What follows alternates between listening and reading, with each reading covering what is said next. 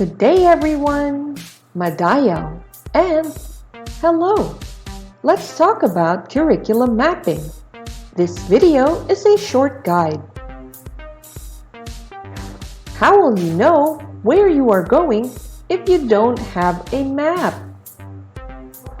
Curriculum mapping is a process of indexing or diagramming a curriculum to identify and address academic gaps, redundancies, and misalignments for purposes of improving the overall coherence of a course of study and, by extension, its effectiveness. Simply put, curriculum mapping refers to the alignment of learning standards and teaching. So what's not curriculum mapping? It's not a lesson plan, it's not a day-to-day guide, and it's not your mission vision statement. But what's the difference between the curriculum map and a lesson plan? A lesson plan is an outline that details what will be taught, how it will be taught, and what resources will be used to teach.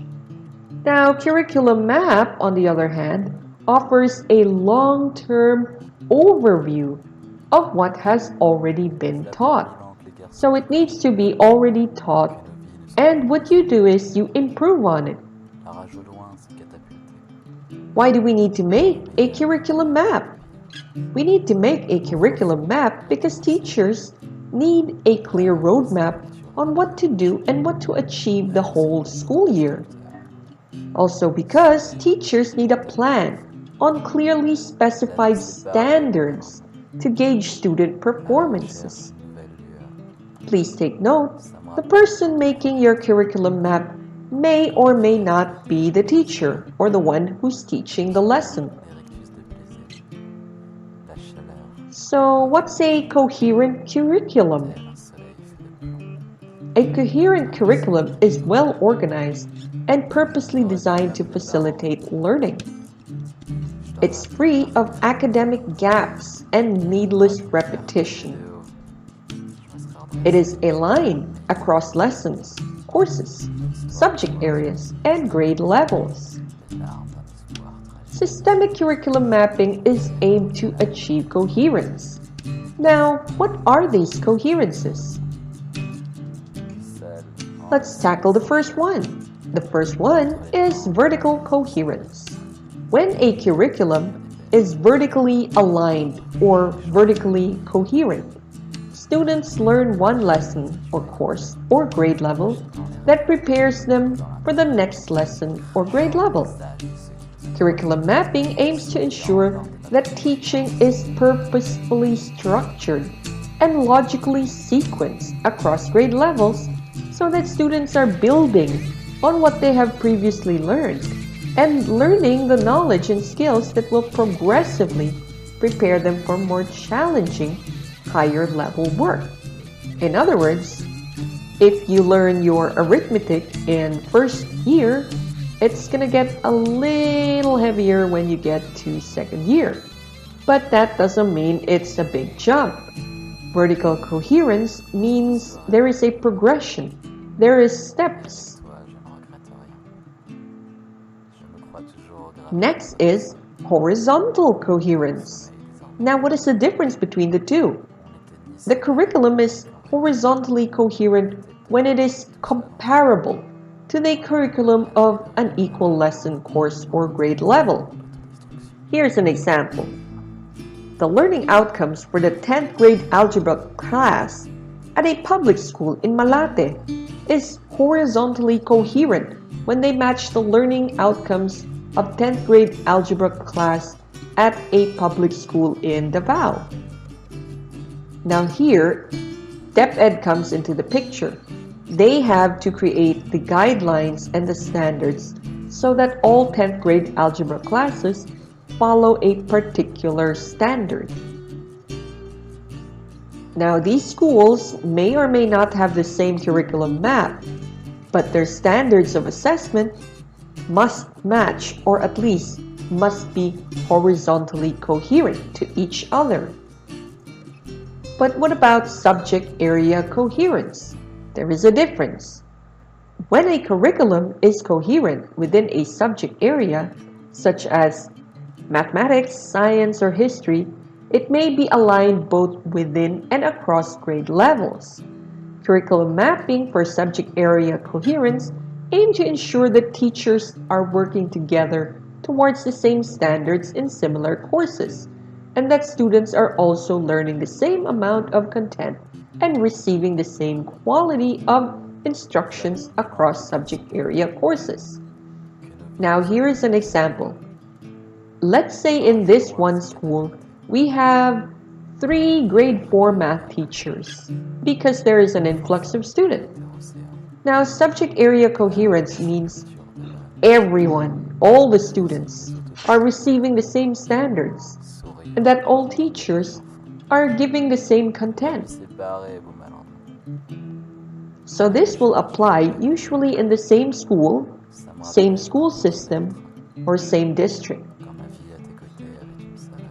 Now, what is interdisciplinary coherence? Curriculum is coherent in an interdisciplinary sense when teachers of multiple subject areas work together to improve the key cross-curricular skills that students need to succeed in all grades and subjects. Some examples include reading, writing, and critical thinking. Now, a more coherent example of this is when your art teacher, your math teacher, and your science teacher come together, create one coherent project for all 3 subjects. But in that 3 subjects, the students will learn critical thinking, analysis, resourcefulness, and artistic skills. Now here are some curriculum mapping tips. Only include authentic and relevant data. All information in a curriculum map should reflect what is actually happening in a classroom, not what should be happening or what you wish was happening. Provide information on a macro level. You do not need to include detailed or specific info about daily lesson plans. That is for the daily lesson plan. Make sure that learning outcomes are precise, measurable, and clearly identified. It helps to use action-oriented verbs from Bloom's taxonomy to describe learning outcomes. Some examples include define, identify, describe, explain, evaluate, predict, and formulate. Explain how learning outcomes were achieved by the students and the assessed. Consider using software and other types of technology to make curriculum mapping process easier and less time-consuming. Once upon a time, the teachers and the curriculum mapper will actually use a manila paper or a bond paper and draw on it. Little squares, little circles if they want to, and arrows. Now, things are simpler. There are specific programs just for curriculum mapping. And if you don't have that program, a simple Microsoft Excel or Google Sheets will do. Here are some samples of curriculum maps. Now this is a curriculum map for personal clothing and accessories. It does not have a timetable given, but it is assumed that this is for the whole year. Now this is a home economics curriculum map.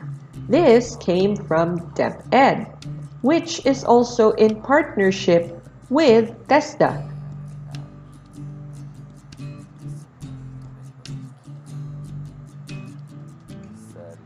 Now this is a curriculum map that I made for my school. The timetable of this is 2 years, so this is senior high. Grade 11 Term 1, Grade 11 Term 2, Grade 12 Term 1, Grade 12 Term 2. So these are the prerequisites. So if you've taken Creative Industry 1 Art Appreciation, you can now take these two subjects for Grade 12, Integrating Principles and Elements in the Organization of Arts, and Personal and Physical Development in the Arts or Anatomy for Artists. Then when you've taken that up, you may then take Arts Management and Developing Filipino Identity in the Arts. Now, if we go here, if you've taken this route, Creative Industry 2, which is Performing Arts, you may then take Apprenticeship in Performing Arts Media and Film. Then after you've taken that up for Grade 12, you'll be able to take Production in Performing Arts, Exhibition in the Arts, and your work immersion. So this is quite simplified, but it is a map of where you're going. It's not normally this simple. It has a little more to it than this. Just for the purpose of this, I just made this one up. Now, we also have this. This is also a simplified version of what we have in school. This is called the curriculum guide. So as this one is the map, this one is our guide, but in some schools they are merged. So this gives me an actual timetable, but not the lesson plan. So it will have week 1, week 2, week 3. This goes all the way till week 17. It also tells me when the exams are. So after you've taken all this, then we'll have a preliminary exam. So apart from this assessment, we also have a quiz, and we also have a performance-based assessment with its rubrics. So performance-based assessment will cover, actually it'll cover these 3 weeks. And the quiz will cover the second and the third week. So the first week is just actually the introductory. So we have 3 weeks and then exams. So that goes for all.